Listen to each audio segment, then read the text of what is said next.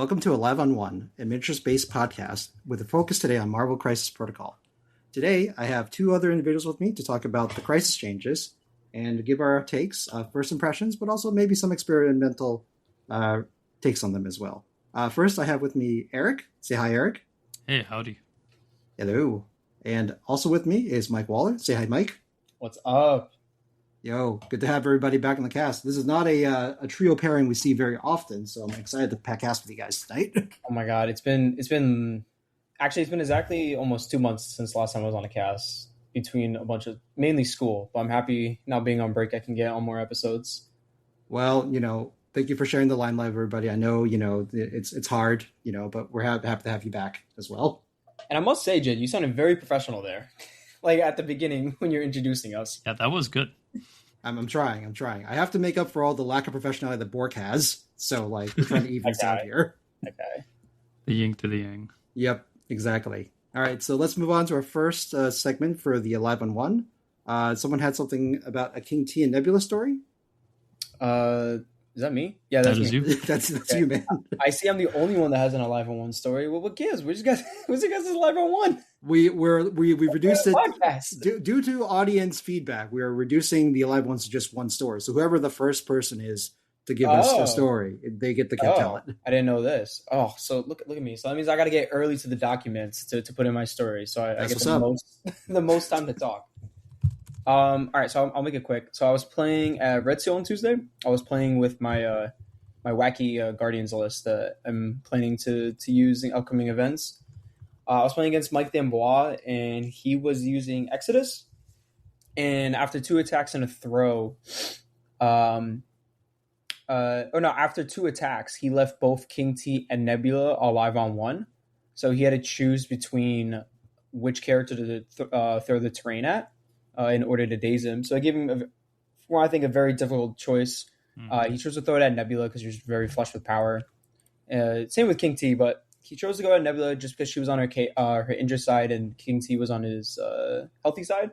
Nebula died, which was fine, but then King T was able to Wisdom, Bound, attack Exodus, and then do the Spender into, I believe it was Toad, and was able to daze both of them at the top when I went on the top of round 3, which worked out for me because he was 1 away. Oh, and then off the Spender, he was able to move, and then Star-Lord, no, not Star-Lord. I think it was Bill patched him up for 5.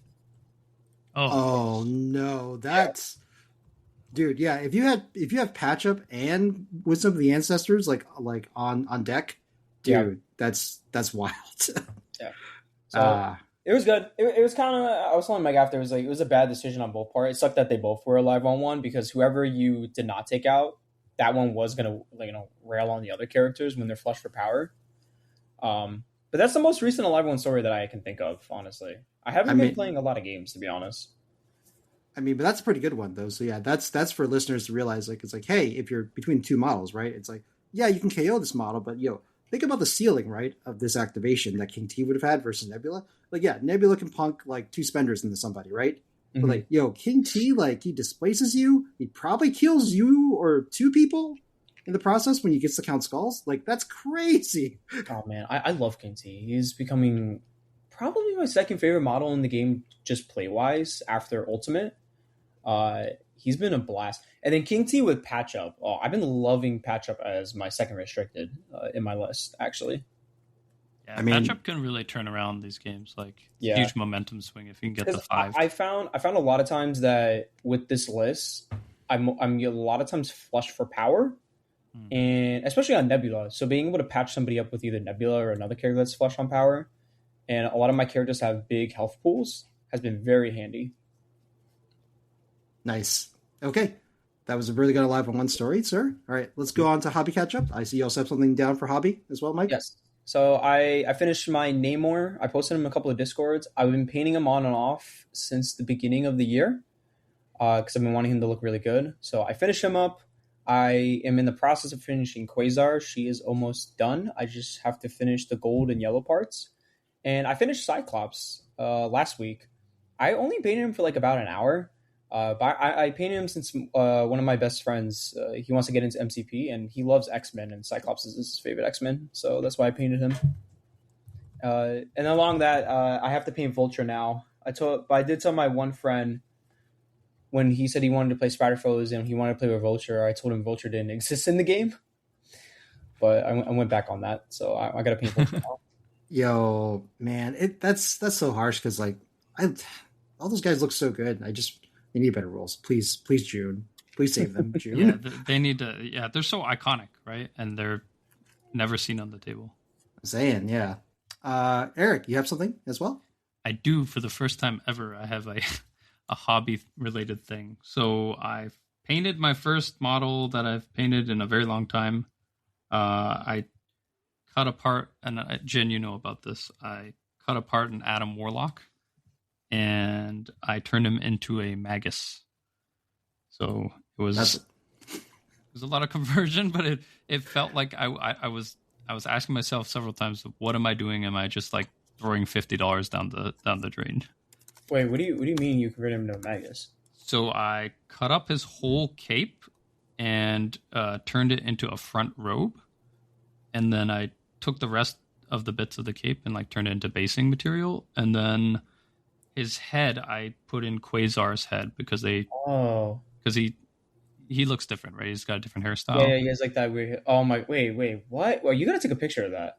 Yeah, I'll send it to you. But the problem is that Adam Warlock, the model, his head actually comes with the shoulders attached. So I had to use green stuff to build up like a musculature, which was kind of fun. So it was like the first intensive project I had in a while, and then I spent, I want to say, like 20 hours painting the model.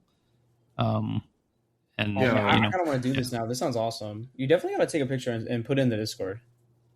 I will. I'll do it today. Yep. Yeah, no, that's awesome, Eric. Yeah, I ever since like you swapped Malekith's cat head with Lockjaw's dog head, like the first time like we started hanging out, I was like, yo, this guy's got vision. I love it. Like, it fits perfectly too. That head swap. Yeah, like it was hilarious just because both their necks were like so thick, right? It was hilarious. That's awesome, dude. Yeah, for sure. Like I love the concept and just like him just becoming more wizardy and kind of more sinister, I guess, as a result. Definitely. Wait, so is Magnus Adam Warlock's like evil like counter side? Yeah. Like it's like in Thunderbolts with Sentry, he's got. Yeah, I was gonna say it's kind of like a Sentry thing going on. It's kind of like that. It's kind of very similar to that. Oh wait, no, I think he's a multiverse version as well. It's confusing. There's also Magus also like gets born as a baby as well. Like he gets killed and then reborn as a baby. So it's very weird.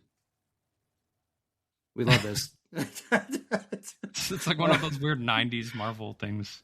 Oh man, this is like Baby Thanos, like all over again with Cosmic Ghost Rider. That's it. I'm like looking up his lore right now. I guess that's where it's obviously where the TCC card comes in. I never knew this. I only know Adam Warlock from the Guardians movie, and I thought he was hilarious. That's why I like him. Yeah, he's so strong in the comics. Yeah, I know that. I know he's like one of the strongest people. And isn't it in the Infinity War saga, or the Infinity Saga, that instead of Hulk being thrown like from like down to Doctor Strange, it was like Adam Warlock? Remember like in the beginning of Infinity War where in Hulk, like Bruce Banner gets thrown down to the Sanctum, and he's like, he's coming, because like what's his name? Heimdall sent him. Isn't that supposed to be Adam Warlock, technically? Or am I getting that wrong? I can't answer that. I don't think I have the knowledge to do that. But I will say that Adam Warlock has much more of a presence. Like, he's like one of the major characters in that run of comics. Yeah. And they kind of left him out in the MCU, but just because they didn't introduce him in time. Yeah, I think the MCU generally, like, they're very scared of introducing like very powerful characters. They have to give him some sort of drawback. Otherwise, like, why doesn't he just fix everything? etc. So you get just one of those situations. Real quick before, I'm sorry, Jen, but real quick before we like get off like this, I've been actually thinking about getting another Adam Warlock to convert. I want to like do a very long project of converting him with his hair and to make him look even more like a comic book from the comic book. I would have to send a picture for what I'm talking about. But you saying Quasar I could literally just get another Adam Warlock and use maybe the Quasar head instead for the hair part. Yep. You just need green stuff to make it fit, Yeah. but yeah. All right, that's it. Okay. So at the time of recording, this is going to be kind of late May that audiences will be listening to us. So at the moment, we're sorry if we don't know a newer set of tournaments, but the three we have on deck that we can recommend to you guys is that there's going to be the Atlantic City Open in Atlantic City. This is going to be from June 12th to June 14th. Come check it out. Will's hosting this. It's not a GT, so chess clocks are going to be available for that if you are interested in any chess clock event. If you're interested in a non-chess clock event and GT prizing, though, Top Deck Games at Cherry Hill, New Jersey, will be having their GT on June 27th. So check that out as well. I believe tickets are available if you want to buy it, an entry with or without a meal. And then let's see, and way into the future, our friends, the Montreal Shark Tank boys, Simon and folks, they're going to be hosting a Saint Laurent Open Grand Tournament at the L'Abysse in Montreal, Canada. That's going to be, I believe that's a store that Simon and his guys are, up and about on. It's a very large store. Apparently, it's able to accommodate very large events, and that's going to be on October 24th. So look out for entries and tickets to those eventually when we have it. All right, and that will conclude our initial intro stuff. All right, so let's get into the meat of the bones, folks.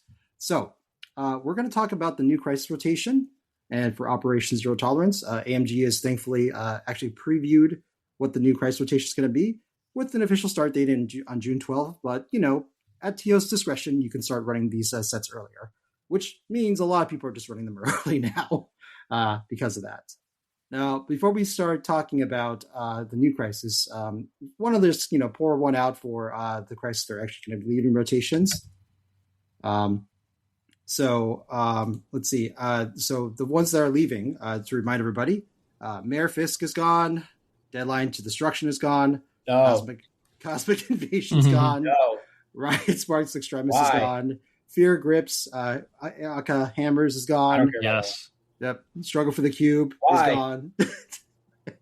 McCran is gone. I hate that one. Intrusions. Why? I actually kind of liked it. Ironically. I do not miss failing all those intrusion rolls. That is the bane of my existence. Let's see. And then we also will miss Deadly Legacy Virus. No. I still have never successfully been able to assemble the virus in a tournament, and I want to do it. You have that doesn't count because I lost me the game. That doesn't count, Eric. I lost because I assembled it.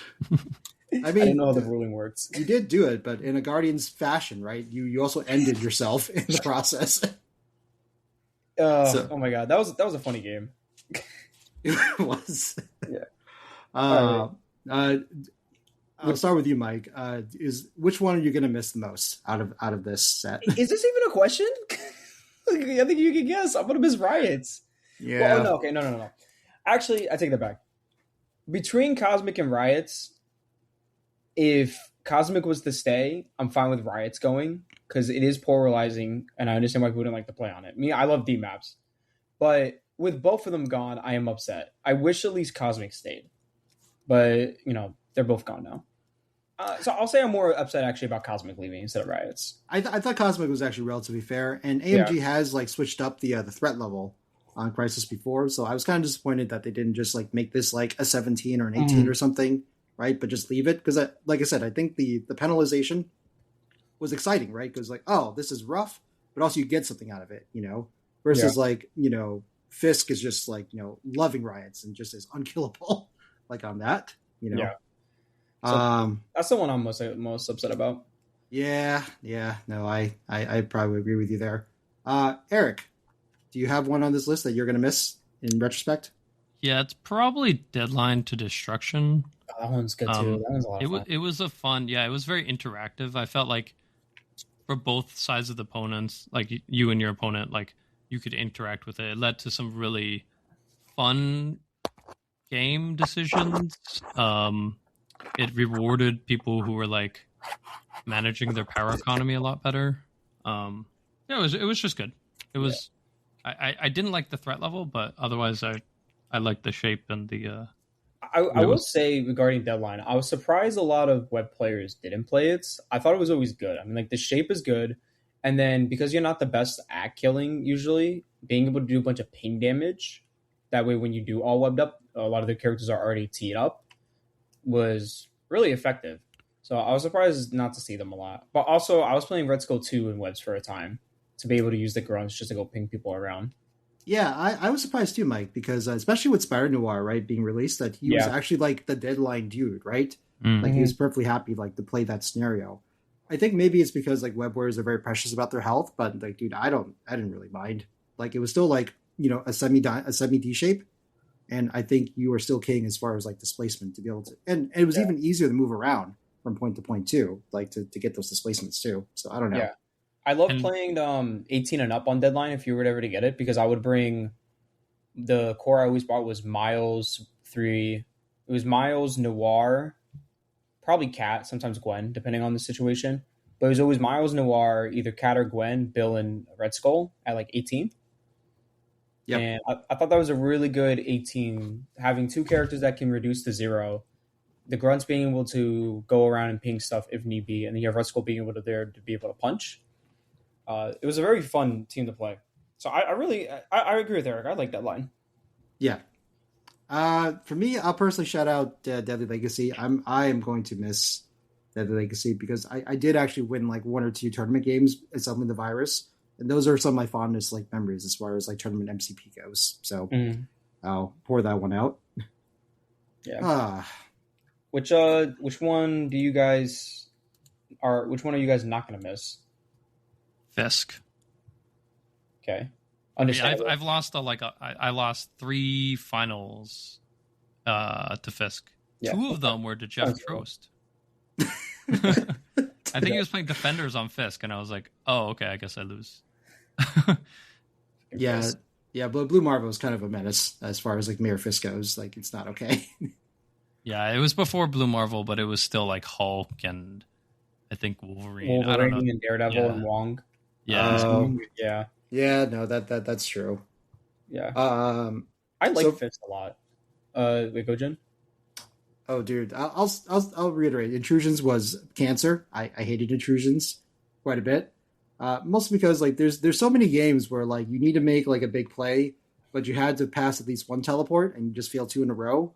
I'm just like, this feels awful. Like, and the worst is like it was actually pretty forgiving because it was like 4 dice rolls, right? Because it was a hit, crit, wild, or shield that you would have gotten to go where exactly we can go. And it's like, nope, I hit that 2 out of, that quarter percentage, that 25% each time to say, nah, you're just not going to get this. And I'm just like, screw you.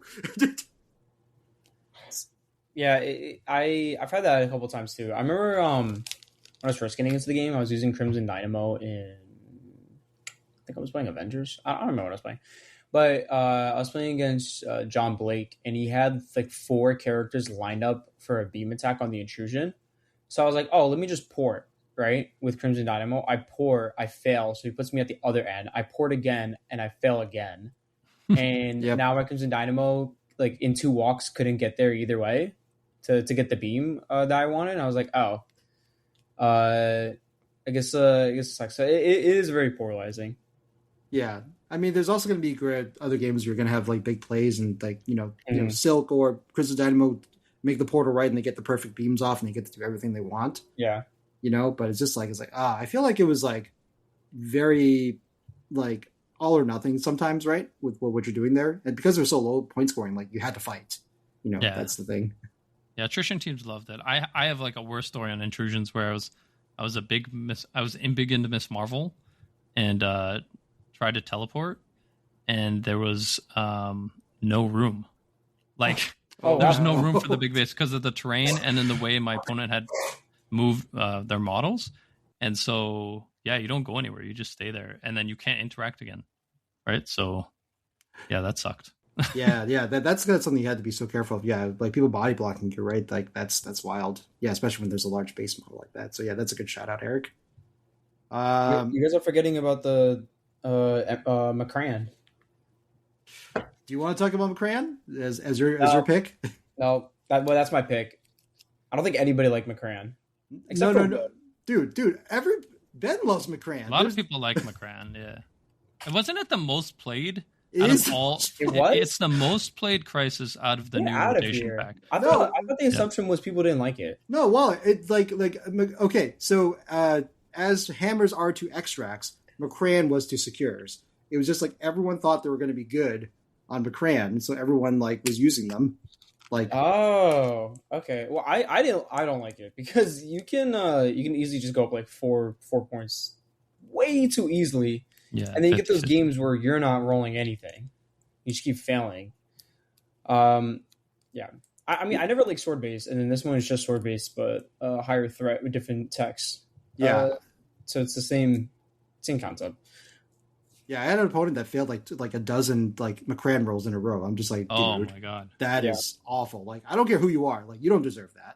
Like ever. Well, I will say the one good thing about McCran is if it's not contested and you just go over and take it, you don't have to roll. I do like that. I wish all Peter Phillips were like that. Yeah, that was kind of crazy because like if you had displacement, like you probably felt better. Like, you know, like you've had access to like a Scarlet Spider situation, you would be like, okay, sure, I can flip like a bunch of points, like no problem. Mm-hmm. But you know, if you're playing like X Wars, like, oh, bro, it's so rough for X Wars because they have no displacement out of like Colossus or something, and you're just stuck taking these 50-50s, and sometimes it's just like awful. Okay, so yeah, we're gonna miss all these guys, but you know, it's possible these can always come back in rotations. Like I feel that AMG like they did something in this new set that I thought was pretty interesting, and that makes us give me hopeful that, you know, no one's ever really gone, as that those good Star Wars movies say. All right. All right, so we have. Sorry, I didn't know that joke. Yep. Sorry, I thought. Listeners, I thought I was going to get Mike. Sorry. I failed. I was trying so hard not to say anything. Almost got me.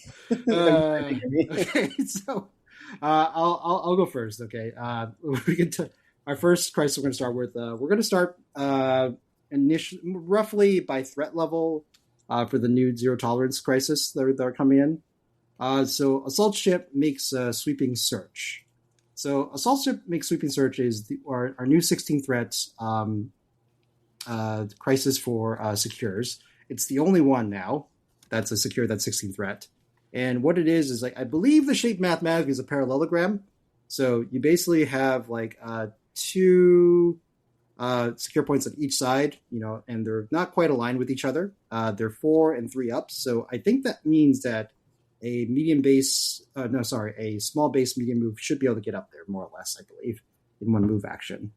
And what it is that once per turn, when a character is attacking during its activation, if the defender is within 2 of a spotlight, which is the secure point, the attacker may reroll 1 of their attack dice. So once per turn, you potentially can set yourself up for a free reroll on someone as long as they're close enough to one of the secures.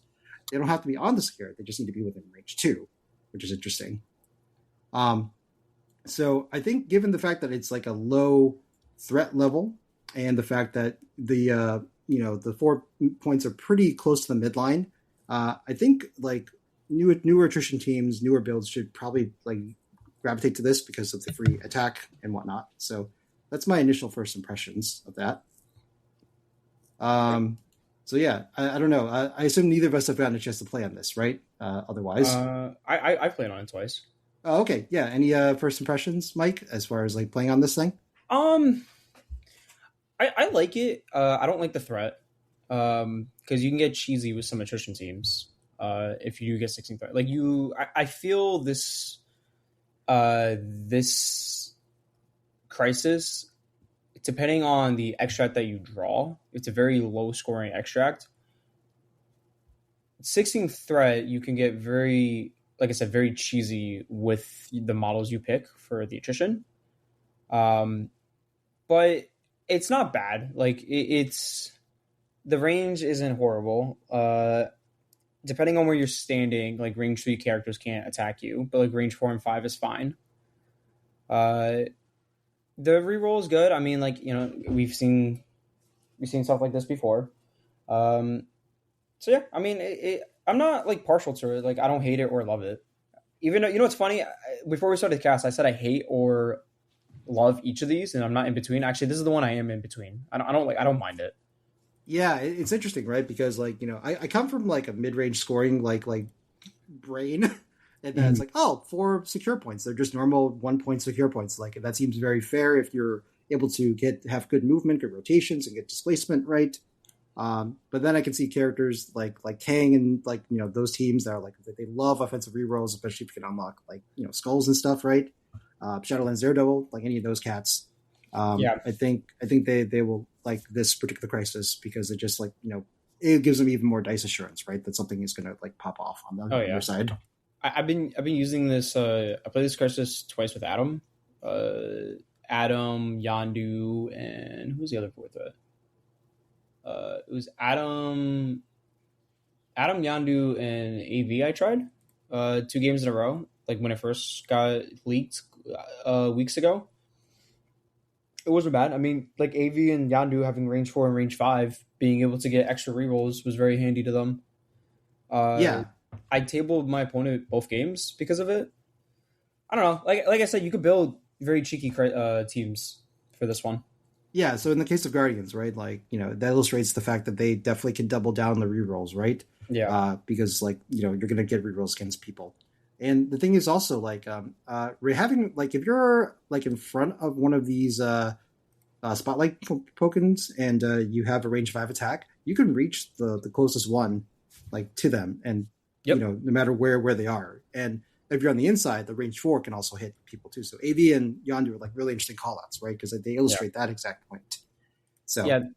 A lot of range teams are gonna like this. Like Portal Defenders probably like this, right? yep, They have Blue Marvel and Strange that are range 4 and that can bounce between the points. A lot of characters like extra rerolls, have to get your triggers and damage. So it's just it's okay. I don't like the threat. yeah, That's the yeah, only thing I don't like about it. Is I don't like the 16 threat because with 16 threat crisis, more to a point of secures. Every time there's been a 15, 16 threat crisis, there's always some teams that can build a 16 threat list that just stomps most things in the game. I yeah. don't know what that is now for this one. I mean, in the next couple of months, that might come about. What like that 16 threat team is, but I can see that happening with this crisis. Yeah, I mean, any attrition team like Dormammu would be really good on Yeah, this. like Dormammu too. Like he could just build, the perfect 16 threat to play this. yeah. It's interesting because like I said, whatever that lowest band of threat AMG puts out, right, is going to be the one that like tall attrition teams like always lean into, right? Mm-hmm. So it doesn't matter. It could be 17 eventually, and they'll still find a way to try to do that. So I think 16 we're kind of at that sort of near break point, Yeah. more or less. So yeah. All right, Salt Ship's pretty good. I think it's relatively fair for what it is. So, and I think a lot of teams will really enjoy that crisis. I'm gonna have one hot take. Could I have one hot take first? Yeah. Go for it, Eric. About hot takes. Go So- for it. Please. So, as a scenario player or like someone who gravitates towards wider teams, I think I'm terrified of this crisis. It's giving like Demons Downtown, where like where you were like incinerated and there was no way around it. It's kind of like, okay, the attrition teams are going to be so happy about the threat. Oh, there's the train. And so the threat and the like crisis effect too. I don't know who on my scenario team, maybe Medusa, because she's got like anti reroll tech. Is maybe that's the answer, right? Like the anti reroll, like Living Strand models. Yeah, I was thinking like her, like Tigra, like any of those models, Angela, Black Cat, like those characters, like don't really care about that crisis, right? As far as the effects goes. Oh, yeah, Venom. That's where the secret sauce is. You have Venom. I mean, he'll need it to make his attacks count. Yeah, but he's got doesn't he have to double walk to turn 1 to get to? Ignore that, Eric. Don't worry about it. Give him medium move. I don't know why he's small. These are technicalities, sir. Because come on, every time you saw Venom in any media, he was walking to his opponents. Okay. Okay, so Assault Ship is good. Let's go move on to X-Men Infiltrate Secret Weapons Facility. So I've got to play this recently. I assume you guys have gotten to play against this, right? This is the only one I have not played. Okay, man, it's a trip. Okay, so this is a new shape actually. So each of the objectives are 2 and 4 in, which is further inside than a 5 stick. Okay, so I need to clarify that first of all. It is a similar diamond shape to what Deadline was, but it's just an even tighter diamond basically. They're pay to flips, so these are 4 pay to flip points that you need to do an energy test with, and you score them by getting the test completed, and you're holding them in that way. So the special caveat is that you are able to get bonus points from this. This introduces a new zone mechanic in this game, where there's sort of a 9-degree angle that all the zones start off with. And the caveat for this one is that during the score VPs part of the cleanup phase, if a player controls 2 or more grids that have at least one character in their arc, that player scores an additional 1 VP. Now, a couple things the caveat here is that Dazed models from the Paranoia Pummels ruling never actually provide extra VPs. So you can't put a spotlight onto Dazed characters to get the extra VPs. But I think you can put the same character in the arc if the arcs are turned in a way that they're shining on both characters. So I'm going to talk a bit about my game with Simon, because we got to play on this, and it was very illuminating. No pun intended. So I had a Baron Zemo that basically was in one arc, and it says also during the cleanup phase you can also place one of your grids within range 1, and when you place one of these zones, you are also able to turn them as well any direction, which means that you could turn the arc. So basically he triangulated 2 arcs to hit my Baron Zemo, and he left him alive on like 2 health, and he was able to get the bonus VP that way. And I was like, oh, that's bad, because not only were X-Men really good about getting the first class right to be able to flip these points with less fuel, less energy expenditure, but he was able to get some bonus VPs on top of that. So this crisis seems to score quite quickly if you are prepared to really engage the mechanics of this. Additionally, he had last activation, and what he was also able to do was Omega Sentinel, being a flight long mover, he was able to very easily, with some wiggle room as well, because it's not 5 away from my deployment. So he was able to diver into my home grid arc and flip the point, so that he was able to score a majority of the secures the first round, I think. And I was like, oh, I'm in trouble here. So wait, that sounds so cool. Yeah. wait. So I'm just realizing it's a pay to flip. Wait, so he double walks Omega Sentinel to flip his home one, and then his character was in the arc of that one? No. So he actually just dived straight to my back one. He had a beast, thankfully, to just flip his back one. No, that's what I meant. To dive into yours, and you had a character inside that arc. Yeah, and so the later round, my Baron Zemo was in the arc of 2 of the grid tokens, the 2 of the grid zone tokens, basically. They're called grid tokens for the mission, but the type of security is called the zone, which have the arcs. So hold on. To get this bonus VP, you need 2 arcs facing the same character, and then you get the bonus VP. Is that right or no? No, it doesn't have to be the same. You can actually have the arcs be against 2 different characters if you want. And the only qualification is that there has to be an enemy within 2 of the arcs that you control. Okay, I like this. I have to play it though. I haven't played it, but this sounds interesting. Yeah, I think it's a little heady at first for listeners and also podcast mates, including hosts included. But I think there's a lot of interesting things going on here, and you really want to see first if it's something that your team is actually good at doing. And if it's not, I would recommend this might be one of the ones you veto, because the teams that are going to be good on this might be really good on this as far as accelerating the game plan, as far as VP points going. Yeah, so, whenever we get one of these score extra VPs like Paranoia or Scientific Samples, there's always that very specialist team that does it very, very well.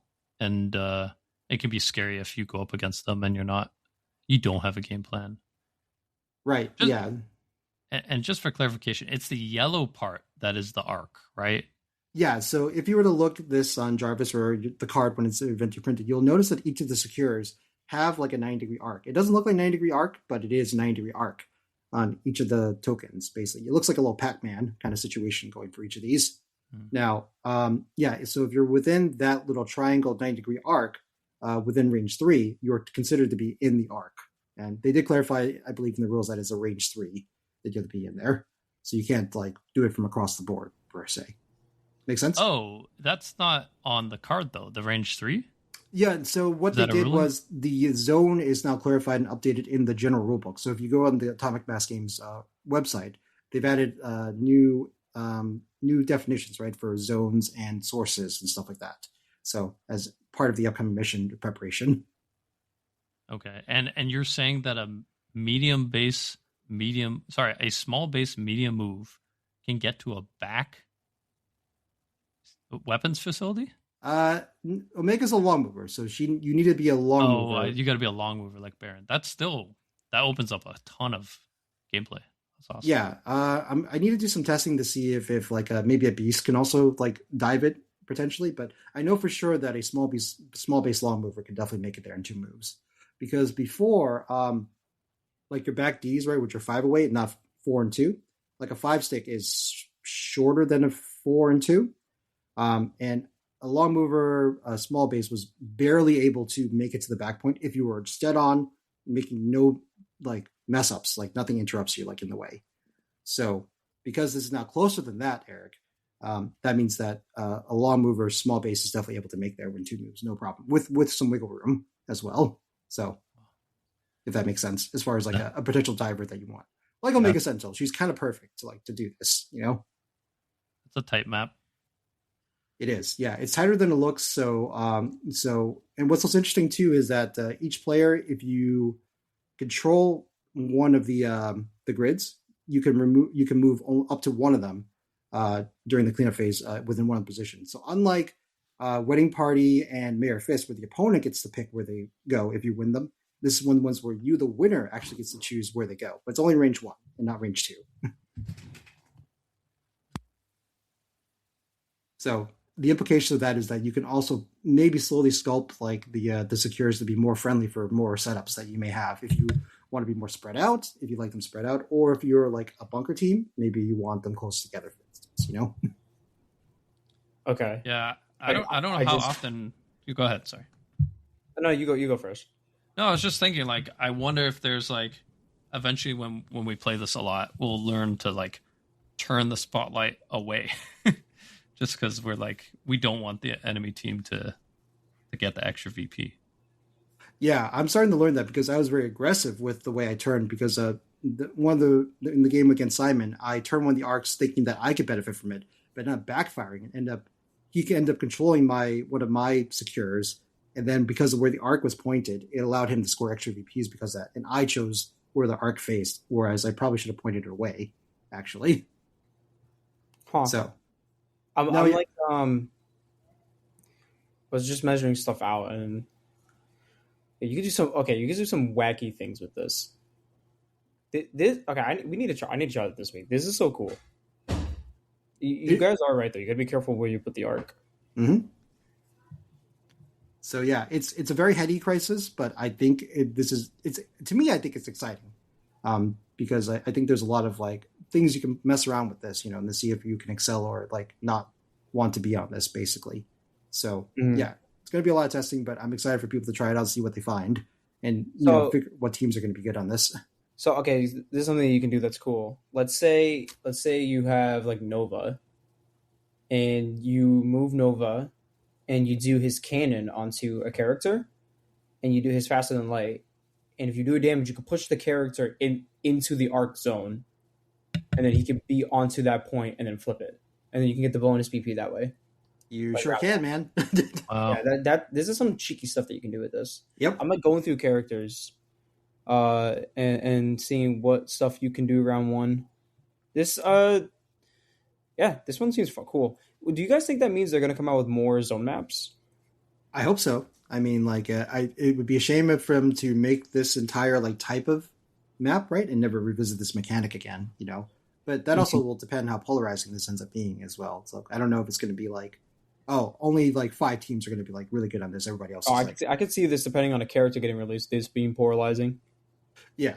So, well, we'll see. But I I like this idea. Like, I think it's they were kind of testing stuff like this with the Parker Luck scenario because like I didn't get to play that, but they also had like these camera tokens, right? That have these arcs, and you have to play like a mini game to like make sure that either Peter got buffs or he got debuffed because of that for that ultimate encounter. So it's interesting how these things are kind of like coming back into the main core game set. You know?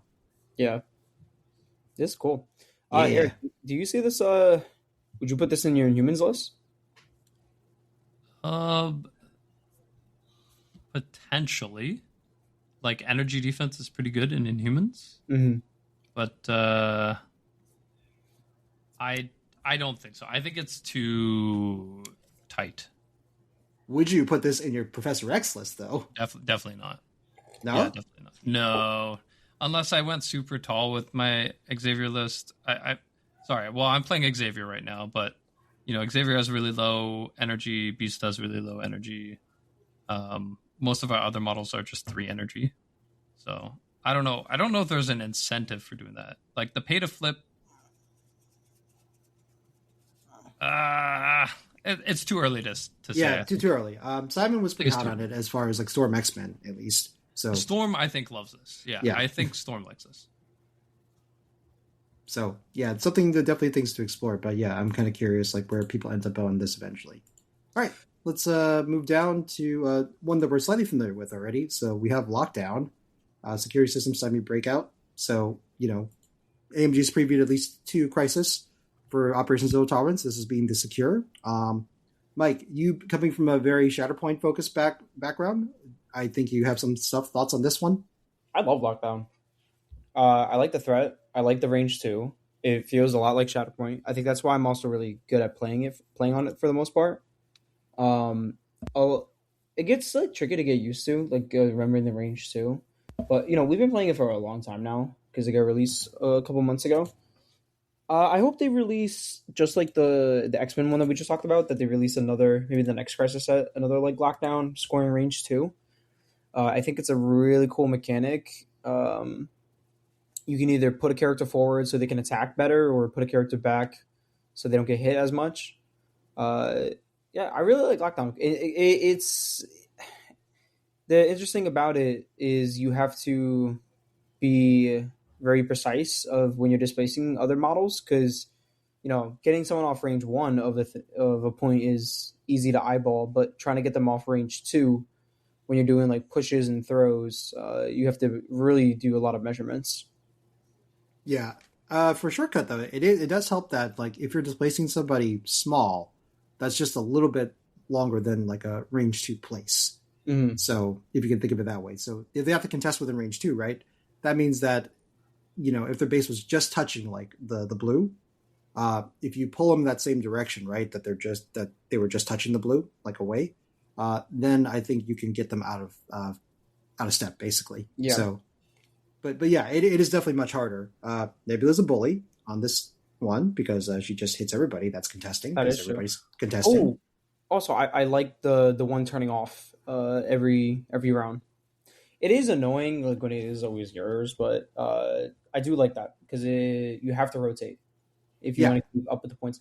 I also have a little Lego spider that I always put on the point so I know which one's turned off. I do like that mechanic. It is like Shatterpoint. The range 2, a point always getting turned off, which I know Jian doesn't like from Shatterpoint. Nope, don't like it. Yep, I like it. I like a point always getting turned off every single time you go because you have to rotate. So yeah, attrition teams like it. I also think scoring teams like it to a certain point. Yeah, that's really all I have to say about Lockdown. Since we've been playing it for months now. Yeah, no, it definitely emphasizes mobility, and I think AMG wants to stay away from the super gamma kind of situations. So you got to move a little bit. Even the closest like gamma style secures, they still want to have some sort of movement going. I think so. We'll talk about that in a later secure that we're going to talk about.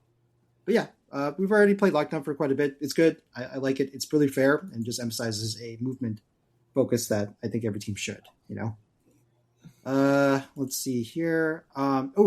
Speak of something that's new, though, that you like, Mike. You want to talk about Power Overload? Factory goes up in flames. This is a 19... Oh my God. I love this Crisis. Yeah.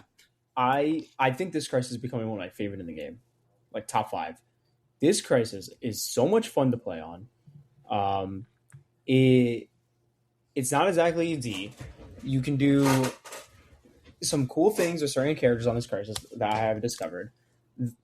My favorite part that people are going to have to get used to is in the cleanup phase, if there's 3 or more characters on a secure, everybody there just takes a damage.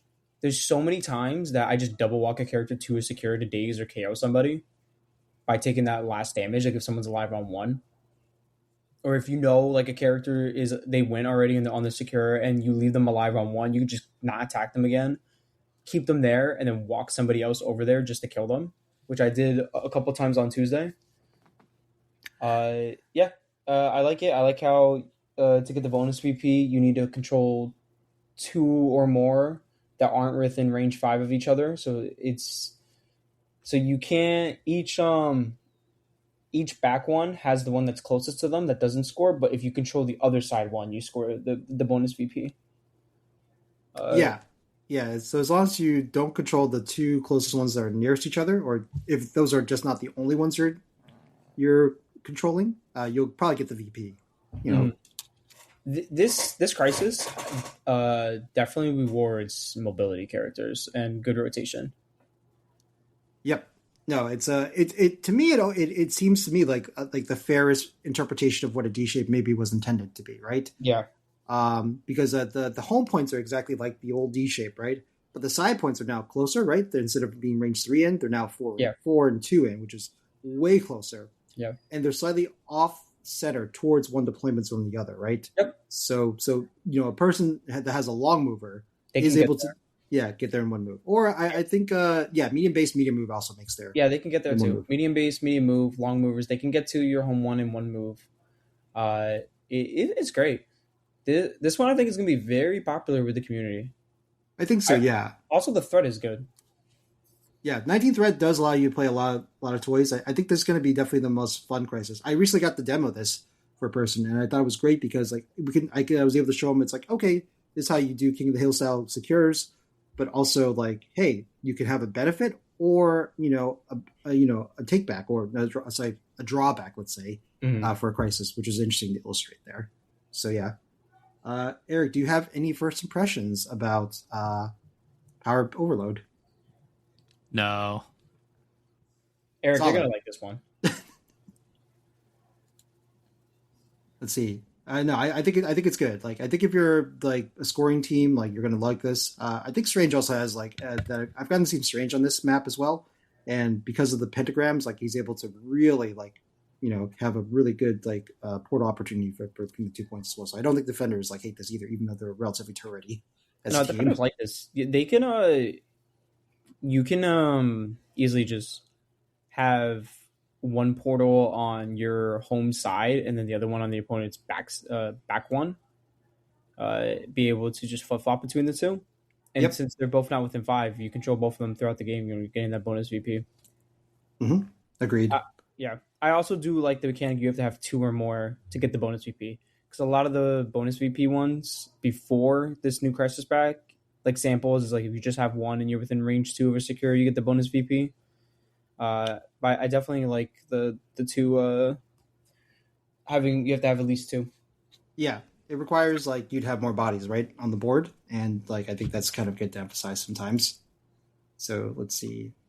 Next one we can talk about is Survivor's Search for Safe Shelters, which is a new 20 threat secure crisis. It's not a pay to flip. You just have to have more healthy bodies contesting. Basically, it's the usual securing style. Let's see, Eric, would you like to discuss this? Can you hear me? Can you hear me? Yes, I would. Sorry, my mic cut out there. Yeah, this seems pretty fun. It's kind of like it's called Safe Shelter, and like it really rewards bunker style teams, I feel, because you generally want to have multiple of your characters on a single shelter so they can kind of add extra dice to each other. Oh yeah, there's a mechanic, right, where you add dice to a friend by paying 1, I think, or something. Yep. So a character contesting the shelter targeted by an attack, another allied character, so not that character contesting, but another allied character that is also contesting can spend a power, and if they do, then the defender will get 1 extra dice during during the defense role. So, you know, I think it's pretty good. It's like it incentivizes wider teams. The 20 threat is cool, so you can bring a ton of people, ton of characters. I was kind of doing the measurements of like right here with my range tools, and it's got a lockdown 5-2, like on 2 of those. So I don't know. It's pretty close. They're pretty close together, but with some terrain, I think scenario teams would actually like this as well. It's only 3 points. That's the only downside. It's only 3 points per turn. Yeah, I think it's probably going to be a little too slow scoring, but the nice thing it doesn't punish like the scenario teams as hard, because like you could have multiple people, right, like on each secure point, so you at least get at least one opportunity, right, to add a dice to a friend if they're being attacked. So that feels less bad, right, at the end of the day. Yeah, I was thinking of it more like, I don't know. I think this I was going to save this for the end, but I'm just saying it now because apparently I have some hot takes. But I think the scenario teams as we knew them, like hey, let's pick up things and peace out and just score off in the corner. I think that is a thing of the past. I don't think we're going to have that in this game anymore. All of these new crises are very, very close together. So I think new scenario teams are going to be more like bunker teams, let's take stuff and sort of hang out towards the middle, but we have models that protect other models that way and then score out that way. So I don't know. That's just my take. So I definitely can see your point that like extracts are going to be really important, right, to get that lead and sort of like hopefully farm the points right from point to point. But that's going to be impacted by this new source extracts, right, which we'll get the preview in just a little bit. Right. But yeah, definitely you're right though. Scoring teams have to really change the way they think about the game, right? Because like there's just like less opportunities for you to sort of like scatter now, for sure. Unless you just continue to just take like B shapes and scoundrels, I guess, and hope you just draw like the ones that you want. But you're not going to always win the priority rolls, and I think savvy opponents are going to like really like figure out what's going to be the thing that hits you most as far as like priority crisis picks. I agree with Eric to a certain point. I don't think like scoring teams like the runaway stuff is dead, because you still have, like you said, scoundrels or like Madman or something, or the new D map one that just came into rotation. But the age of just being a scoring team is over. I think you need an attrition plan. That's why for webs for a long time I had Dormammu as my backup, and I structure my crisis alongside with Dormammu, because you can't just be a scoring team anymore. It's very difficult now with all attrition being up. You have to have an attrition plan, which is why we're seeing so much dual lists, and we're going to be seeing more dual lists as the game goes on the next couple of months. People having a scoring side and an attrition side. Okay, yeah. So that means that you think that lists just have to be more flexible now, right? I think you have to be very flexible in your list building now, and you're going to have to cut corners. That way, you have a game plan for everything. When it comes to singles lists, when it comes to team lists, less so. But like webs, like playing pure webs now, you can't really do that. You have to have a backup. Also, with this crisis, this one, I personally don't like it. It just feels like another intrusions to me. Yeah, it's. I guess it's not going to be as crazy as intrusions because you don't have the teleport situation. But like considering like how close the map the shapes are in, right? So you're 5 and 2 in, right, from the closest one to from your deployment zone. So and then like the other one's just like 5 and 4 up as well, just off to the side instead. These are very close together, guys. So like range 5 attackers, range 4 attackers, like I think you're going to have a field day with this, being able to sort of like try to bully each other on this. So like I said, it slightly less feels bad because you get to add the dice, but I think ultimately because of the high threat, I guess the thing that is kind of saving is the high threat, right? Because like, hey, at least you don't get to run like a 16 threat Dormammu list, right? Like in this, that's going to be really rough for the other team to deal. So it's like, okay, we're going to be in an more attrition-y fight, but you have 20 threat to play with. So hopefully you have the tools, like you said, Mike and Eric, right, where you can sort of account for like a heavy like fighty like matchup instead. Yeah. I also think with this crisis, the paying a power to get a reroll defensive dice is almost a trap a lot of times, or added dice. I mean, to it, it's added dice, right? Yeah, it's added dice. Added dice. Yeah, I think it's a trap most of the time, unless like you really need the character to be alive, especially round 1 and 2. So when the couple times I played it, I made a mistake at first, and then I saw my opponent making a mistake. Was like round 1, you would have a character next to it, and they would pay their power to get like an extra die because a range 5 attacker just moves and attacks. But the next round they don't have power to do stuff, and they weren't the ones being attacked, so it's not like they're gaining power, and they're losing the power, but they're not gaining any power from being attacked. right. Yeah, no, I see what you mean there. So yeah, you don't want to like give away like you have whether your kit's going to be online or not, right? To try to do this for possibly no effect. Yeah, like don't do the mistake that I did the first time I played this. I had Quasar next to Nova. I had Quasar spend the power to boost Nova's dice, and then this is against you, Jian. And then the next round, Quasar couldn't charge. Oh yeah, that was a rough game. So like what I'm trying to get at is like you have to manage your power and be like, is it worth it to add the extra die and be down a power? Because that's not the character that's getting attacked. I think it would be the opposite if the person paying for the power is the one being attacked, but it's not that. So you have to be very mindful of your power. Yeah, I think it's also going to deal with what characters like they're good at. Like for instance, like Hawkeyes are a great example of a battery character, right? Hawkeye has nothing to spend his power on typically, right? So he's happy to just give out this extra dice, right, to his friends. Well, he has quick draw, and he has a place.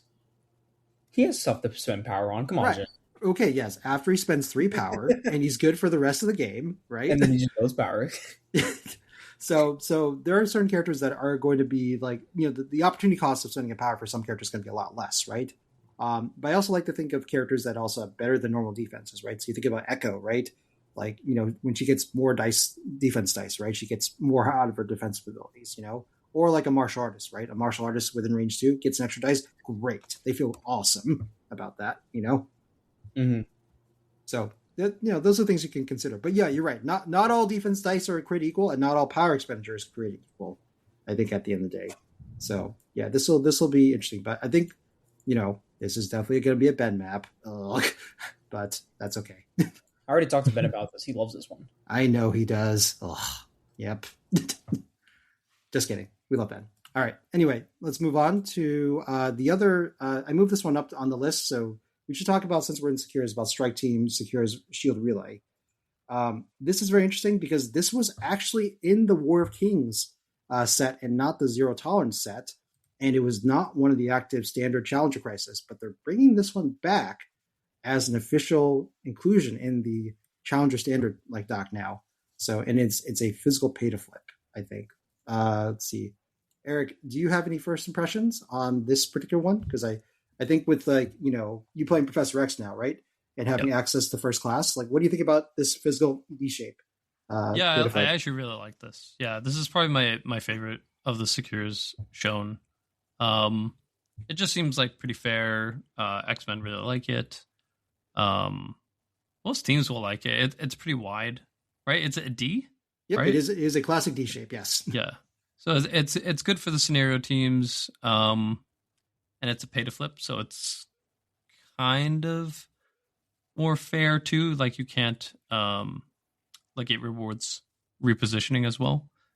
And then everybody on one of the generators, so on any of the 4 points, they can reroll a die. So they can get pseudo Spidey, what was that, Spidey sense? But I like to think of it as a half of a human reroll. Oh yeah, there you go. You got an Inhuman. There you go. Yeah, that's a good point. I should have said that. No, it's okay. I only make the distinction because but it doesn't help against dodge rolls. So is it really Spider Sense at the end of the day? But yeah, no, you're right though. It is a free reroll, right? And it's not like once per turn too, right? You just keep getting free rerolls. Yeah, I think I don't know. I was looking at this and I was like, this is kind of like Riots. I don't know, because it's like old Spider Portals. Yeah, it's like old Spider Portals. That's a good point. Yep. Wait, hold on. Am I thinking the right one? Are you thinking of Portals Overrun? No. No. The Portals over, yeah, Portals Overrun with spider people. Like I said, we call it spider portals, but this is way less punishing because there is no punishment, right? Because like back in the day, like spider portals, if you get that skull, man, you felt awful because like a guy was just out of place, you know? Yeah. This one's just a DMAP, but for beta flips. I love it. I never played on it actually, but I love it. Yeah, I think this is going to be. I think Mike, this actually might be a webs map actually because of the reroll, right? The V's fence. I'm telling you right now, webs how they're probably going to play. Their plan A is actually going to be pay to flips a lot of times now. Like ASM is probably going to come back into the play a lot. I can already see it. Mm-hmm. Oh, a lot of the map shapes that they like are end up being pay to flips. Yeah, I also should have a shout out to 2099. Actually, he also gets that the crit power back, right? So when he's rolling for pay to flips, he's also it's not out of crazy left field, right, for him to get a bunch of power back. No, I really like him on pay to flips. 2099. So, he's not bad on flips. So yeah, I think this is definitely going to be a scenario team map, right? Because it's pretty wide. The secure actually helps keep you safe. So similar to scoundrels, right? You're just getting a benefit from just doing the thing you're already doing, right? As well, we're just trying to stay alive. So yeah, and 17 threat is very average like threat level. So I think this will be pretty popular. So it's not doom and gloom is what I want to throw out to listeners. Like scenario team is not dead. You just have to think about it differently than you have to because of the cosmic and riots like going away. So yeah, it's a new agree. world. I agree with you because I've been seeing that a lot on Discord. I don't think scenario teams are dead. They just have to adapt to all these changes. I just don't think webs are in a good spot, but that's a whole other subject. Well, let's move on to let's move on. So okay, strike team secure. All right, so let's start first. Very simple with surprise assault, mutants home destroyed. Eric, so this is a new extract, right? In zero tolerance. So very similar to the other 16 threat where there's a parallelogram, but just slightly different shape. This is a new source extract. So, and have you thought about how this feels as far as like the teams you're playing? Like, do you like or you dislike the source extracts? Yeah, I happen to really like source extracts. They seem really fun, right? They definitely changed the game up, right? So the game is fundamentally different with source because you can't hide models out like you normally could and just like hide them in a corner and score out.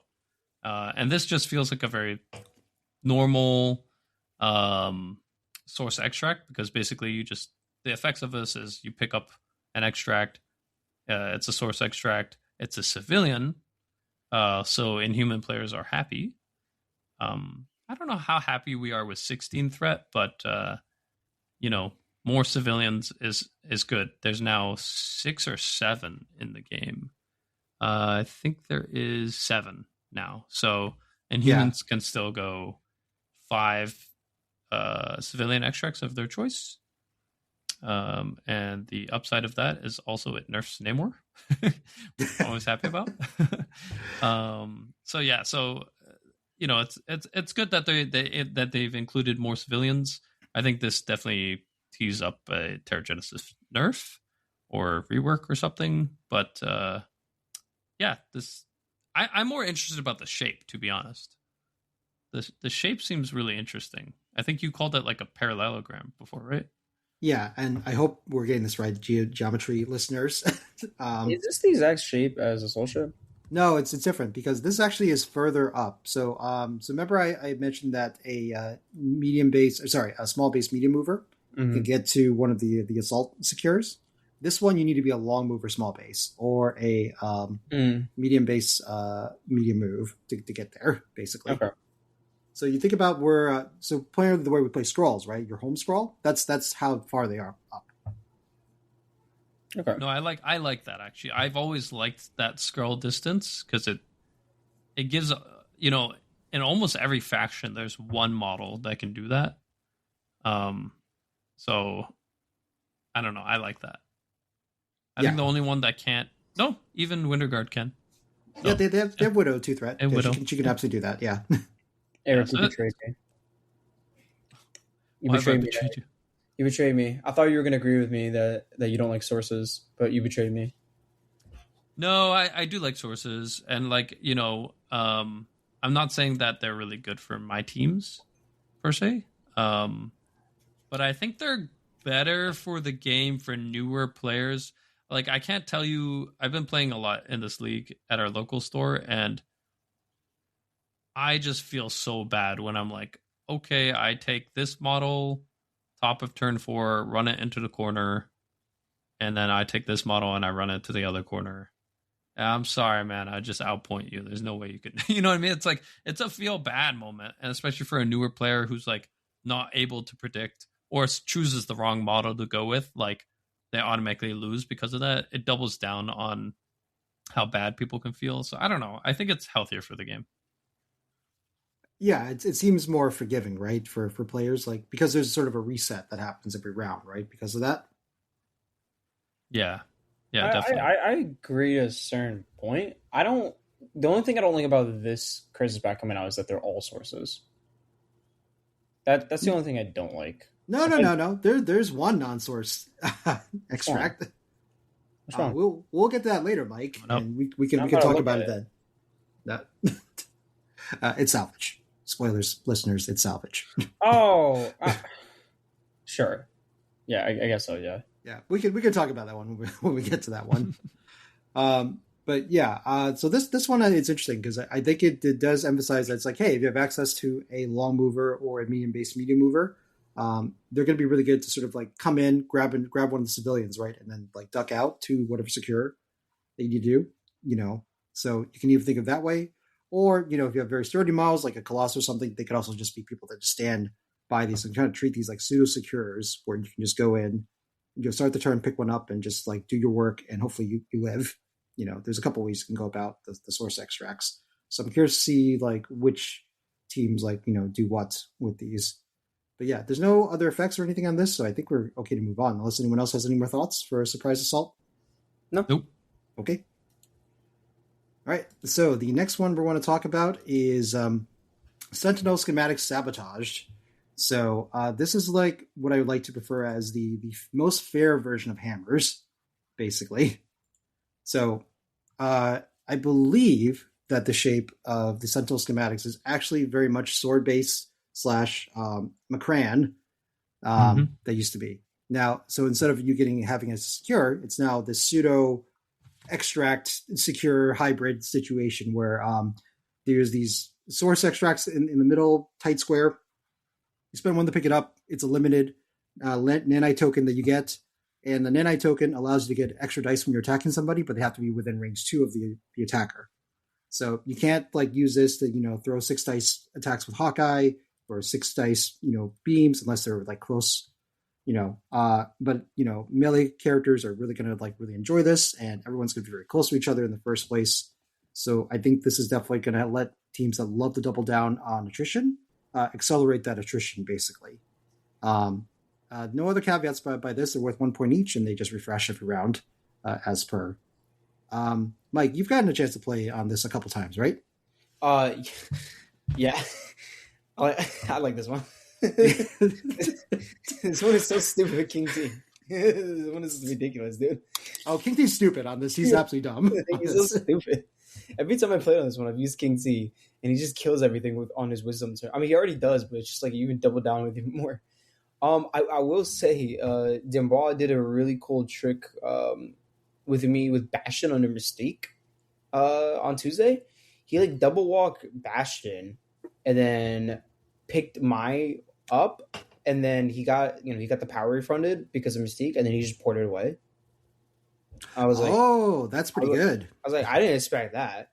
It didn't work out because we were also playing on power load. So he was on the side power load, and then I used King T, Nova, and like I used all my characters basically to attack him round 1. He took like 5 attacks, but I was like, oh, I could see this being like really like depending on terrain, this could be that's like a cheeky thing that you can do. So I thought that was cool. I didn't expect that because a lot of characters can just get there if they have places. Like what other character I was thinking? Like maybe like Oh my god, why am I drawing a blank on the name? Like Nightcrawler. Yeah. That's something that could be cool under like Professor X. Like you could double walk there, pick it up, and then bounce back too. Oh yeah, absolutely. Yeah, you can absolutely pick up a nanite and just like Yeah. go back, like no So problem. there's cool extract plays you can do on this one. Yeah, and it's not hard for you to rotate either and get these as well.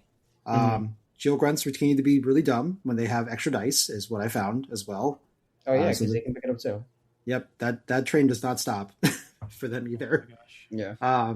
You know, so yeah, as long as you have the power to pick these up, I think it's typically going to be worth it for most of your offensive like plays there. In that, but I like the range 2 limitation because that means that if you want the extra dice, you know, people are still going to get their martial arts. If they have martial prowess, you know, they get those defense techs at least. Yeah, So I do like that. It's like a fixed hammers. yeah, and it's also limited, so you're not like Yeah. quadruple like wielding like 4 hammers, you know, which is like insane. Sorry, Larry, and your wrong place. Yeah, Eric, any first impressions for Sentinel schematics? No, except the fact that I've not played hammers in 2 years because of Larry. So maybe I will pick this up, but I don't know. I'm still traumatized. Wait, or you immediately rip this card up and just say, nope, not today, Satan. Yeah. Wait, how have you avoided hammers for 2 years? I don't know. So it's a combination of luck, and I've never taken any of my lists, and even before priority shifts, I just got lucky, and then after the priority, I just always avoid it now, no matter what. So, I think that makes sense. Yeah, I think hammers, like, you know, when you start off with, is really fun, but like the deeper you get in this game and the more like specialized you see more rosters are, you realize that there are certain teams that are just really good at hammers. And you're like, oh, this is like a gear check, and if I'm not as geared up as that guy to take hammers, I probably shouldn't take hammers right in the list. So. Yeah, I'm happy hammers is gone, mainly because of Adam and Dormammu. Yeah, Dormammu was really, really problematic with hammers, I think. So I'm happy that at least that portion of him is fixed now. But yeah, this is going to be really popular. I think, you know, kitchen table players, competitive players, like rolling more dice is fun, you know, and it's like a more fair version of that. And it's going to keep people very engaged because of how tight the source extracts are for each other. So I imagine that this is going to be the new Mcron, the new like hammers. Like, it's just going to be very popular, in my opinion. Let's see. Okay, let's talk about salvage supplies. So this one's like really wacky. I've already heard a couple of like interesting plays on it, but okay. Do any of you guys know anything about this new extract? Hate it. Okay, all right, that's good. Okay, so let me just run you through like some of the mechanics of this. Okay, so there are 2 extracts. Each of them are slightly off center, one towards each deployment. They're 5 and 3 in, which means that you can contest them by getting a long mover, small base, or a medium base, medium mover, like up there within one movement, basically. But this one's not as easy to pick up as the others because these are supply token assets that have these special rules. First of all, the interact, it requires that you must have another non-grunt ally contesting the objective before you pick it up. Okay, which is a lot sometimes because you need to basically have at least 2 activations. Most normal teams need 2 activations to be able to pick up something. Additionally, if a character is holding that supply token at the end of his activation, if it is not within 2 of another ally character, it will drop those supplies. And then additionally, to mess with people with either Black Hat or like Kingpin with the passing mechanic of the objectives, there's a caveat that like when the supplies will be moved to another character, they are dropped instead. You know, and if you were to drop them, that means that the opponent like has to replace them again. So this is interesting. So it's a couple things like going on here, but basically it's saying that you have a buddy system. You need to have a buddy system to be able to pick up these extracts, and they're worth 2 VP each. So this could be one of those things where like, hey, no one scores this because it's so hard to set up the conditions to actually score this. Or 2, I think certain teams are going to be really good at setting up picking these and are just going to run away with points bit by bit. So that's kind of my impressions of it so far. I don't know. What do you guys think? I The reason I don't like it is because depending on the team that you're playing, this can be very heavy on the scoring part or very heavy on the attrition part. Well, okay, attrition part with quotation marks because it's not actually attrition, but like nobody scores it. It can either go really fast or really slow. And I feel like you can get gimmicky with it with a lot of teams like Shield. Yeah. Yeah. Shield is interesting. But so a couple of examples I've heard. Okay, so far. Okay, so in humans, right? You can pass a power to Nick Fury. This also works under Dormammu too, but like so Nick Fury, right, with the reposition card where Nick Fury can spend 2 power to teleport to the grunts. So the grunts can move up twice, and if Nick Fury somehow has 2 power, he can pay the reposition, put himself near the grunts, so they're contesting the extract. Then the grunts can pick it up, and then the grunts can move away basically with it as long as That's funny. yeah, so that's an immediate like round one for Inhumans if they have Fury in there. Let's see. Another thing you can do, or if you're playing with Nick Fury, you can just have the grunts move onto your home one, then they drop it, and you get to pick where it drops. Same with Widow, like Black Widow 4th threat, and you get to pick where it drops. So now it's easier for you, like because it's more closer to your home point to pick it up with a different character, basically. Yeah, if you want like a more tanky character to pick this up so that they have a hard time like extracting it from them, yeah, you can absolutely do that because of the way the grunt mechanics work. Yeah. I love Nick Fury, but he gets really dumb on this one. And, I'm not playing him right now, so I'm salty. Yep. No, anytime there's extract him, it's like that dude is like goated. Let's see. I've also heard like a Gamma Launch plays. So I've heard Gamma Launch plays with both. Yeah. Gamma Launch? Yes. So, but you need to give Hulk a power in a power leadership. So let's say you put him under Dorm or Humans, right? Another one of those situations, right? You pass him extra power. He Gamma Launches somebody, right? So that they're contesting the point. Then Hulk can just walk up and pick up one of the extracts. Oh my gosh, bro. Who came up with that? Oh man, there's like at least one other like dumb one, and I can't think of it at the moment. But dude, that's what I'm saying. There's like so many dumb things you can do with this, and you can't really stop it. Yeah, that's why I don't like it. So this makes me think that like okay, either it's going to be attrition players that really like this, or it's going to be those what I like to call like in Magic the Gathering terms Johnny combo players. Yeah, are going to like think of these crazy Rube Goldberg machines to like get these, it's going to be interesting as far as like list construction, like what kind of gimmicks and tactics card combinations are just going to come into play here. So yeah. So here's the other caveat: if you don't have like a gimmick to pick it up, yeah, and you just want to pick it up normal, how the crisis reads, it's so easy for your opponent just to play around it. Example, Exhibit A. I have, let's say, Mind Dragon, and you go and you move a character to be in contesting yours, right? So another character can go pick it up, like normal stuff. I just double walk her. Actually, I think she gets there in one walk. I'm not sure, but I can walk her, just mine you off it. So now you have to go put another character to be within contesting it. There's like so many ways just to deny your opponent the 2VP, unless they're doing a gimmick. So unless you're like, oh, I'm gonna gimmick this, like Nick or like Gamma Launch, it just becomes an attrition. Like nobody's really gonna get this round one. Yeah, you have to have either inventive way to pick these up, or you really have to have like very layered like things, right? Like you have like a shield mine up, right, to stop Moondragon from like advance you off the point.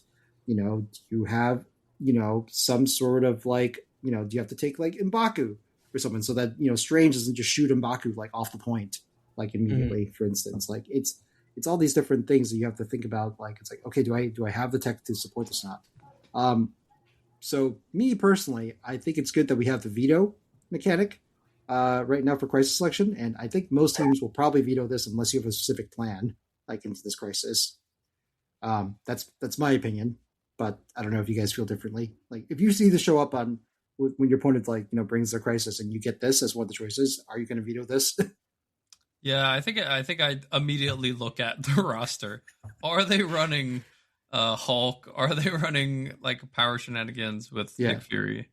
I I don't know. It's kind of funny. It's like AMG really tried to create a fixed sort of 2 extract map, and then like all of us are gonna do our best to break it. Because even like when supplies would be moved to another character, it's supposed to nerf like Black Cat and Ironmonger, like those steel things, right? Yep. But they just get dropped instead. So it's just like a 1 power attack. So you're like 3 power steel is a 4 power steel because they drop it, you place it on top of Black Cat, she picks it up. So yeah, because it's the enemy model that dropped it, right? So therefore, yeah. you as a Black Cat player get to choose where it goes. You have to pay the 1 more to get it, but you have to hope that you're still within 2 of a friend, right? Because if she's not within 2 of a friend when she does that maneuver, right, she can't pick it up. So okay, that's a good point. All right, okay, so they are the superior designers here. So they've thought about it. Yeah, I will say this definitely screws over the second half of Fisk's thing, right? Because like you would usually be able to hot potato an extract right from one Kingpin led model to another, right? But they can't because the opponent will get to choose where it goes in that instance, So that's So that does take a hit for at least one affiliation specifically, but I think they'll be fine because there's other extracts that can do that gimmick on. You know what you can also do that I was thinking about? You can, if your opponent has prio and they put a character on the there's a extract for this one, and then you go with Ant-Man and you move change him to his tiny form, port him onto their point, and then you just like attack that person or like pick it up. Like you can like do some things with Ant-Man with this. Yeah, unfortunately, you mean chain him in normal size and try to pick it up? You mean? Yeah, and then he drops it a little bit. You need to have at least like 2. So it has to be an ally also, right? That's like contesting it. So no, I know. What I'm saying is if you do him under a power leadership. Oh, okay. Right. You can. I probably should have played that a little bit better. Yeah, you can just do some things with like Ant-Man, but no one's really playing Ant-Man, so it doesn't really matter. Yeah. He's gonna get changed. They showed that box with Wasp and I hope he does, Ant-Man. man. I have my Ant-Man and Wasp painted up. I'm ready. I want to play with them. I'm so ready, dude. Those transfer mechanics are so much fun. Like if they even just get the health buff, honestly, it would go a long way because they have reroll any for attacks and for dodge and defense dice. Like it's great. Like if they get the health buff, honestly. Mm-hmm. All right. So salvage supplies, man. Listeners, get ready for jank. This is definitely going to be the jankiest extract by far we've seen in a while. All right, let's move on to evidence of experimental soldiers exposed. So, Mike, you want to take this one? Yes. Give me 1 second. I'm pulling it up. I played on this one. I just figured out which one this is. Okay. So this one is like the new Legacy. In a way, it's it's the same shape as Legacy. So actually, I need to clarify this. A lot of casts have actually just shorthanded that this being a C shape. It actually isn't. It's not. So normal C shape is actually 3N from the side. This is 4N from the side, actually. See, this is why you're the rules guy. Look at Jian. I didn't know that. Thanks. I've only had greater people come before me so I can pick up the slack. But no, that's cool though. That means that actually the sources are actually closer to each other, right? Yeah. So just keep that in mind. All right, but anyway, take it away, Mike. I like this one. You get extra rerolls if you're holding it. It's another source. It's an asset, so it doesn't help in humans. But it's not that bad. We played on this one before, Jen, right? We did, yes. You ran Abum Warlock on this, and did you? So the gimmick is right that you get like a reroll for your defense dice or something. Yeah. So with Adam, if you play this with Adam, and whoever picks it up, you can just have Adam like boosted dice, plus they get the reroll, and then if you have like Nova, it's just a bunch of defensive tech. So it rewards the. Honestly, Guardians really like this one. Guardians, Defenders, it rewards those annoying attrition teams in a way that also are very tanky. But it is only Maybe, I think, is it only once per turn you can reroll? No, it's not. No, it's not. Yeah, It's not. So so it's every time you're attacked. So if you pick it up, you get an extra reroll. yeah.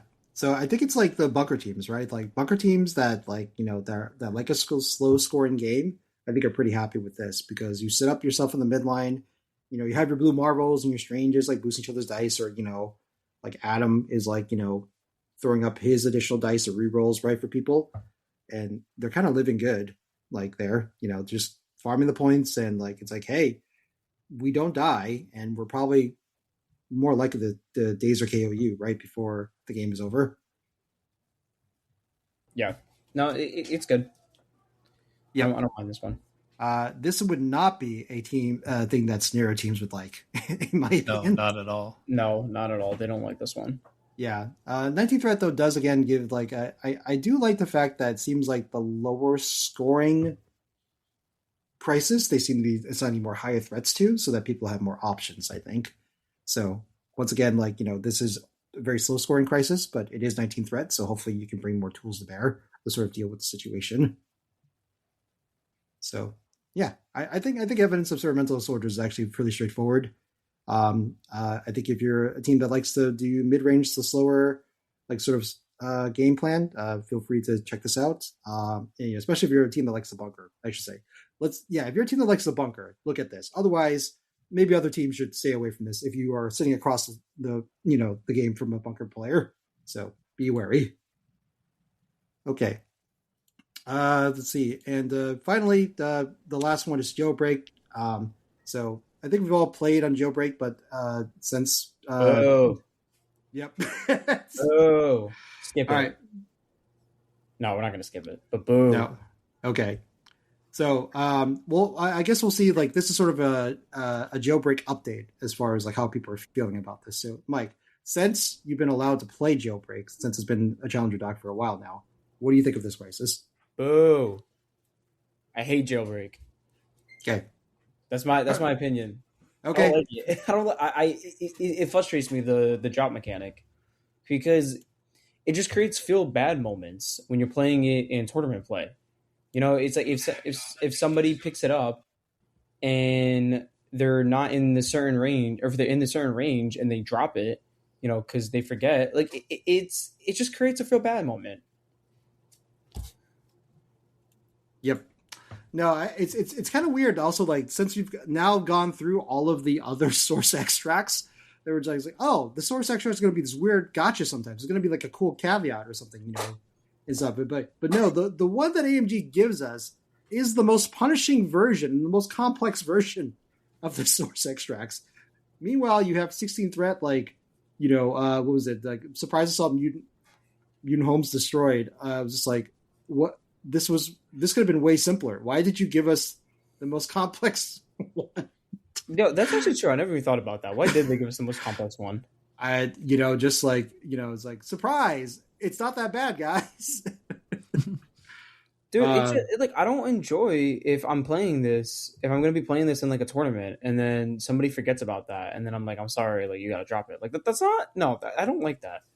Yeah, it's getting this gray area of sportsmanship, and like I can argue, you can see it either way.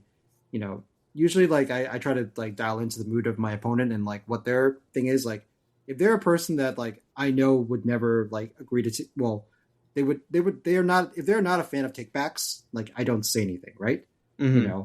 But if they're a person that like is like, listen, you should probably not do that, Yeah, I mean, like that's what I would like. That's what I always do, like playing at the shop and just like you're gonna drop this. It's like the thing with senators, right? But it's just it's some crisis just create feel bad moments, and you're gonna get some people that are like you have to drop it, and it just sucks.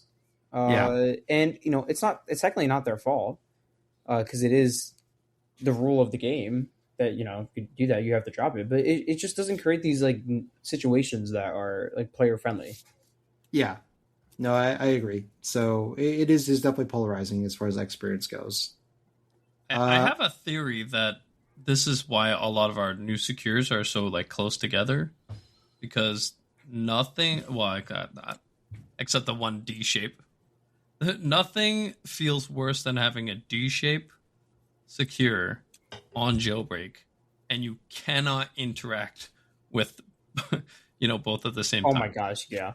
Or you like it can lead to some very frustrating game states. So But okay, now that you say that, so I was playing against Wayland the other day, and I had this exact same scenario. So I had Juggernaut right lined up to pick up my home jailbreak because big base can just get it. But we were playing on the power overload, and as the round one went on, and I wanted him to rotate towards the one power load that was his home one. How he had his characters lined up. If I put Juggernaut there, he's gonna drop the jailbreak. And I'm like, oh my god, I can't even go over there because I'm just going to drop it if I pick it up. So I just opted not to pick it up. And I just walk, slid, and attacked somebody. Or I walk, slid into somebody, did a damage, attacked. Instead of just picking up the freaking jailbreak. Because you just drop it, depending on placement. Oh, yeah. No, yeah, you're right. You do get kind of locked out, right, of some secure points, right? Yeah, Depending on how, the distance. how he had his, character's bases. We were both like, oh, shoot, I can't even technically pick this up and go over there. Yeah, that's rough. Okay, yeah. So jailbreak is probably one of the more contentious ones. Like this is probably the least fun, I would say, out of the. I don't know if least fun is the right word, but it's the most prone to having it's like a rough oof moment, right? Mm-hmm. Like on this. And that's probably going to be one of the higher picks as far as vetoing a crisis, I think, when that pulls up. Okay, I'll put it in this perspective for me at least. Out of all the crises that are going to be legal, I don't like it. It's the one I like the least. I mean, out of all the crises that are going to be legal come June. I still will take jailbreak over salvage supplies, in my opinion. No, not me. Well, I get what you're saying, but me, I'd rather play on salvage supplies actually than jailbreak. But then again, I've only played on 2 games of salvage supplies, and I played on a bunch of jailbreak games at this point.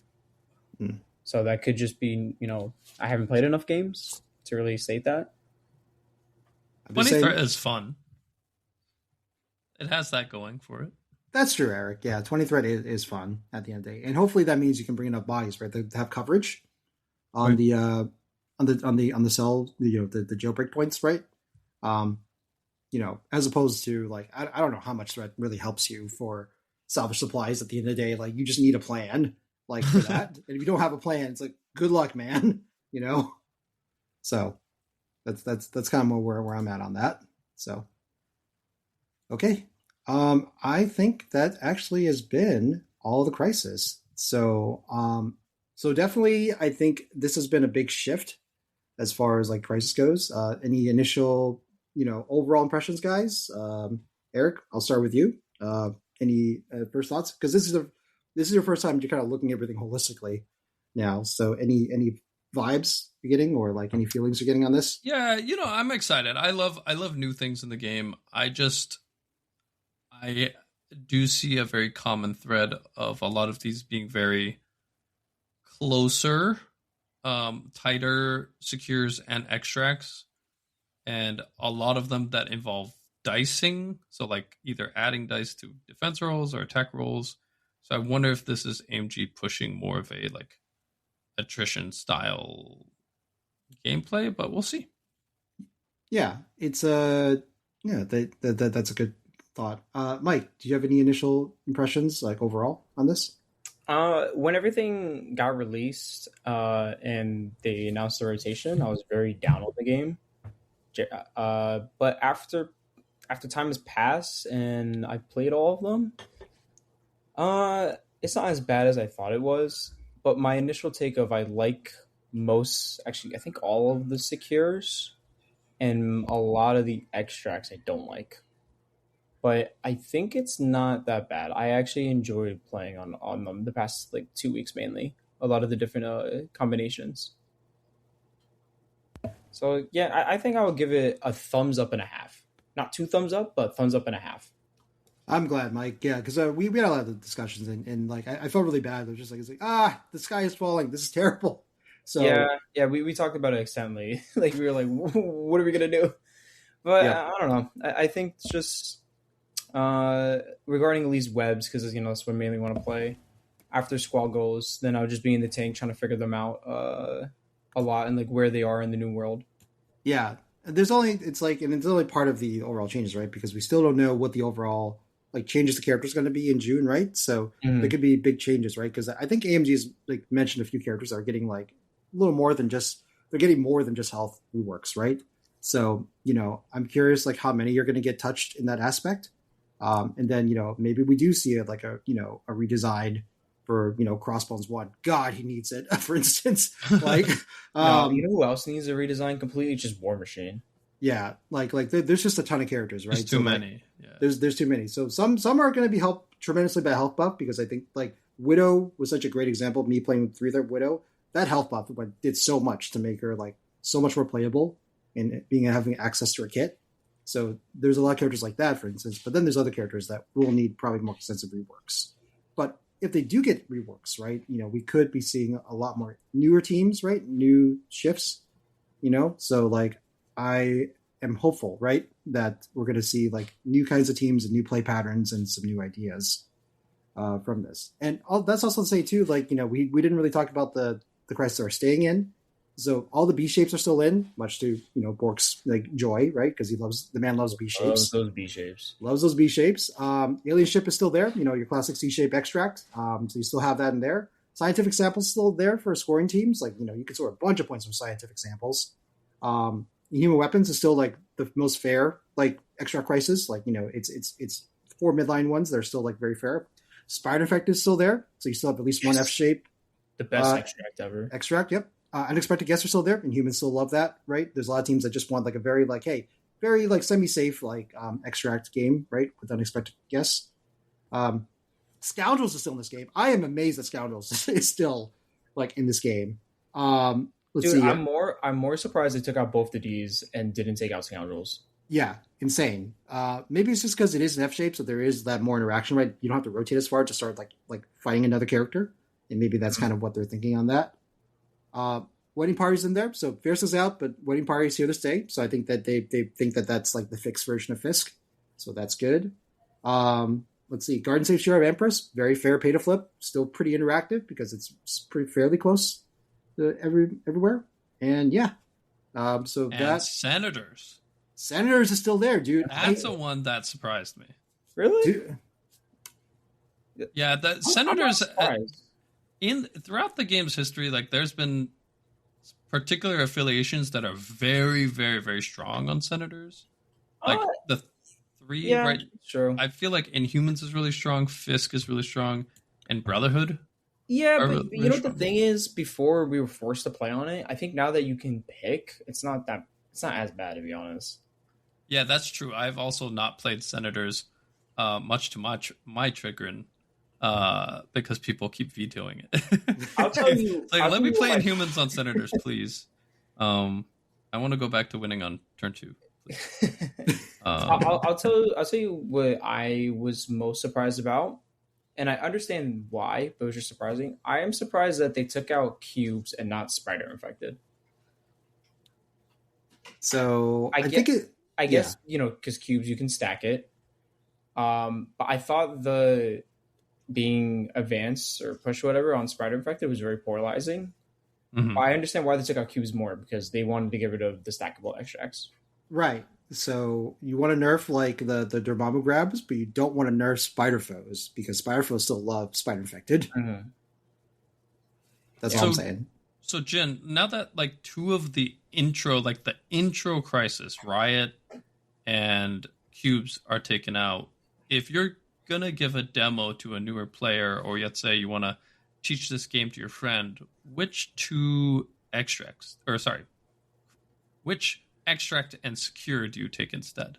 So my new favorite combination, I just demoed this recently for a new person at the shop, was spider infected and power overload. Actually, Oh, interesting.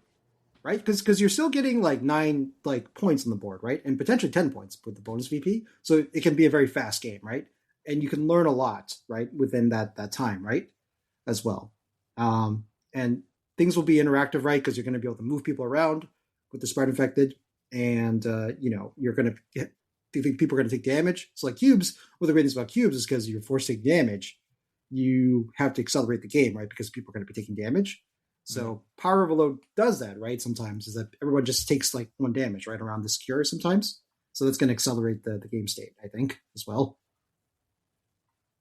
No, that's pretty good crisis combo for a newer player. Yep. For sure. And now you have the choice of playing either 17 or 19. So depending on what models they want to try, right? Sometimes like people come in the shop and they'll be like, oh, I really want to play with Cosmic Ghost Rider. It's like, ooh, okay, kind of hard to do it on 17, but a 19 threat, I could certainly give them a demo of Cosmic Ghost Rider, for instance, right? So just thinking on for that instance. Yep. Squirrels is also in this still, so pretty fair. Like one. Deadly Meteors is also in this game, and okay. This is a weird take, but like I think Deadly Meteors is more friendly to scoring teams than it may initially appear. Like there's been a lot of games where like I've had USM just like, last activations football 3 like points at the very, very end. Just trying to get last activation, having a mobile model just football 3 points in a row is actually like not that crazy as far as like Deadly Meteors goes. So I don't know. It's something I'm exploring. I don't know how good it is, but like it's happened more than once in a few games. I'm just like, okay, maybe there's something here. Not as like a main recipe, but if someone brings an attrition list into me as a scoring team, I don't feel as bad taking Deadly Meteors, for instance. I think Meteors definitely supports like wide attrition. Yeah, absolutely. Like Weapon X like loves like Meteor, for instance, right? So I say wide attrition and Jian goes right to Weapon X. I love it. I mean that is the widest attrition you can have in this game. I'll take that back. It's a tie between Weapon X and Strucker Hydra, probably. I was about to say, like Sugar Hydra, you can get pretty wide with it. Yeah. Also, like Guardians, another like with Starlord, you can go wide attrition. Cabal to a certain point. But yeah. But I like Meteors. I'm happy it's here still. Yeah, I think it's a really very fair like core box like new inclusion. So yeah, I think we're good there. All right, gentlemen, any final thoughts, or we want to call this a cast? No, I'm good. I don't know. I'm just super excited for the crisis rotation, and I kind of like that they're doing the crisis rotation, and then there's a little break before all the 80% of the characters in this game are being changed. Yeah. So expect a hefty episode or episodes, depending on how much content we have to cover for that. I'm very excited to see what changes are because, like, I think it's overdue for some characters to get a shift. I would love a lot of low health characters to get their proper like due as far as like getting buffs so they can be played again. Like I said, just to change the Widow, like she's such a great example of like how much it's changed my pick rate with her. So we'll see how this goes. Yeah. All right. So to close off, you can find us on Discord at Alive on One. You also find us on via email, aliveon1 at gmail.com. Please check out my videos on rsmp.com for any deployment stuff. And even though the new crises are changing, I still think the counter deployment and the concept of talking about how to evaluate crises are still pretty valuable. Please leave a review on Apple, Spotify, if possible. And we're actually now on YouTube. You can find us on Alive on One YouTube as well. So we'll try to put the link in the show notes if possible. Thank you, Eric. Thank you, Mike, for joining me today. You also find our affiliate link below at Hughes Miniatures, I believe, and check them out. And then I'll say this: Godspeed Gamma Launch. Good night. Fuck jailbreak.